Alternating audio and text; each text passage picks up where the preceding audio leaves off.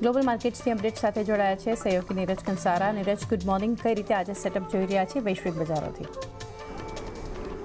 જી good morning ચાંદની. અને આજના દિવસે પણ જુઓ તમને ખાસ કરીને યુએસના માર્કેટથી થોડોક ફ્લેટિશ સંકેતો જ મળતા દેખાઈ રહ્યા છે. ગઈકાલના દિવસે આપણને ડાઉ જોન્સ 0.5% એક તેજી સાથે બંધ થતો જોવા મળ્યો હતો, પરંતુ S&P 500 અને નાસ્ડેક આ બંનેની અંદર આપણને ઘટાડો જે છે એ થોડો વધતો દેખાઈ રહ્યો છે. અને ખાસ કરીને જે નાસ્ડેક ઓલ ટાઈમ હાઈથી 9% જેટલો આપણને નાસ્ડેક ગઈકાલના દિવસે અહીંયાથી ઘટતો દેખાયો છે, એટલે એના પર એક ખાસ ધ્યાન રાખજો.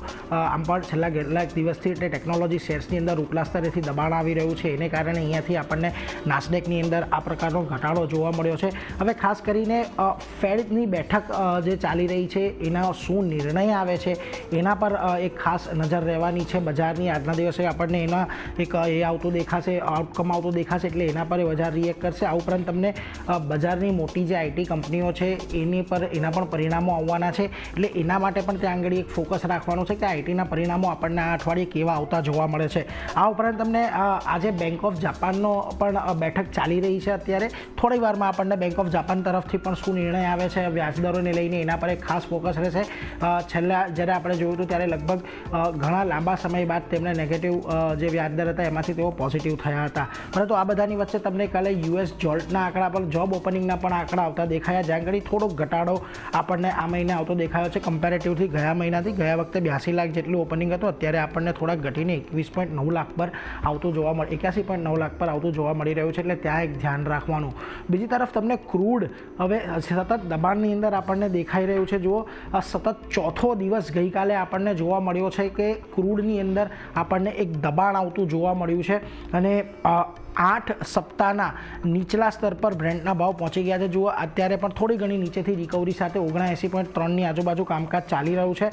ગઈકાલે જે બ્રેન્ટ છે એનો ભાવ આપણને $78 નીચે એક વખત જતા જોવા મળ્યો હતો, $79 ઉપર, જો કે આજે ફરી પાછો આવી ગયો છે. અને WTIની અંદર પણ $76 નીચેનો એક કારોબાર જોવા મળ્યો હતો. હવે 2024ના પહેલા 6 મહિનાની વાત કરીએ તો ચીનની જે ઇમ્પોર્ટ છે એ લગભગ 11% જેટલી ઘટી ગઈ છે, એટલે પ્રોડક્શન કાપ છતાં પણ જે માંગ છે માંગની અંદર આપણને વધારો આવતો જોવા નથી મળી રહ્યો, જેને કારણે આપણને અત્યારે ઘટાડા તરફીનો કારોબાર જોવા મળી રહ્યો છે.